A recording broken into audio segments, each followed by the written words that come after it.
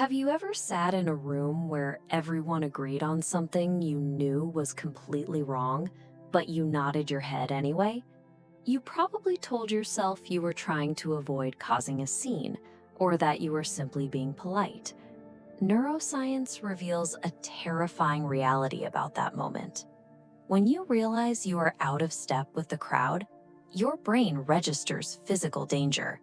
Your amygdala, the almond-shaped structure deep in your brain that processes fear, flares with anxiety. We all love to tell ourselves a flattering story about who we are. We believe we are rational, independent thinkers. We assume the clothes we wear, the political beliefs we hold, and the opinions we defend are the result of pure objective logic. To understand why modern behavioral science rejects that story, we have to rewind 100,000 years.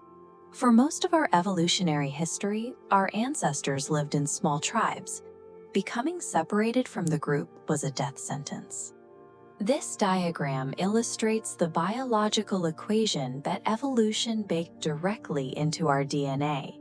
It dictates a simple rule: belonging equals survival, and isolation equals death. The lone wolf dies, but the pack survives. Following the crowd is a hardwired, ancient survival instinct.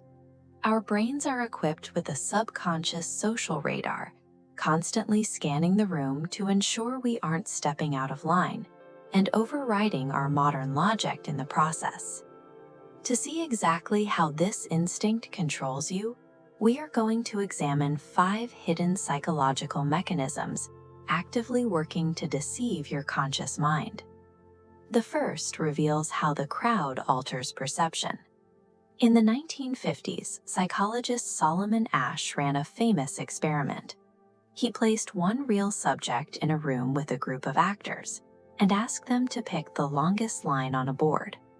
The actors deliberately chose the obviously wrong line. This diagram shows what modern brain imaging tells us about the massive percentage of normal people who copied the actors. When people are pressured by a group, their sensory processing regions actually alter.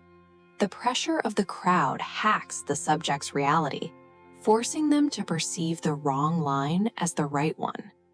The second mechanism is what author Will Storr calls the status game. Humans are obsessed with prestige, and to succeed, we naturally seek out high-status allies.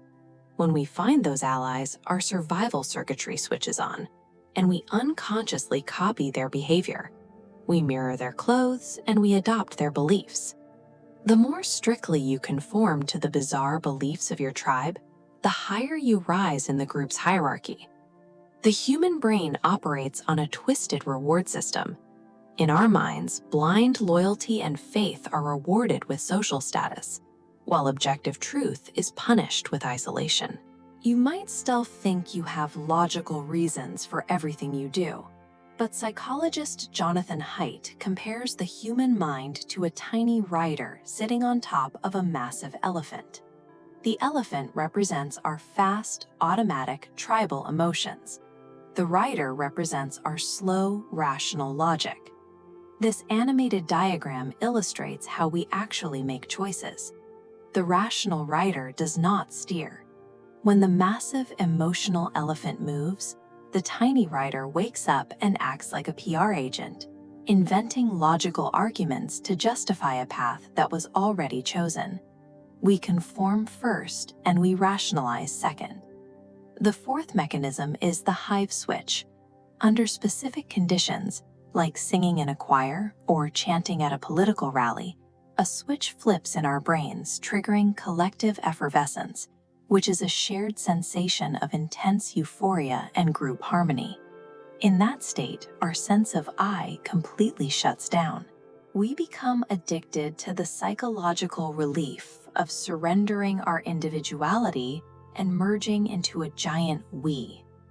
This brings us to a highly uncomfortable truth. We assume that only weak-minded or uneducated people fall victim to groupthink. The fifth mechanism, the IQ trap, proves the exact opposite. Highly intelligent people are often the most susceptible to conformity because they are better at rationalizing.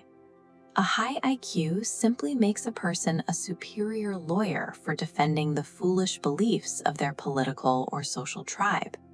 If 50 million people say something foolish, it is still foolish. Yet we readily trade objective truth for the illusion of safety and warmth that the herd provides in a complex world. Today, the crowd is louder, faster, and more demanding than ever before. Social media has turned the entire world into one escapable high school cafeteria, constantly pressuring you to pick a side, join a tribe, and repeat the chorus. You cannot eradicate your biology to escape this, but you can learn to catch it in the act. The next time you feel absolute, unquestioning certainty about an issue, or a sudden surge of intense outrage toward an outgroup, force yourself to pause. Ask yourself one brutal question. If I lived in a different city with completely different friends, and nobody I knew was watching me right now, would I still believe this? The philosopher Ichiro Kishimi identifies the core of true independence as the courage to be disliked. This requires a willingness to prioritize reality over the comfort of social approval. The price of seeing reality clearly is the discomfort of standing alone. The crowd offers you safety, status, and a powerful illusion of belonging, but the one thing the crowd can never offer you is your own mind.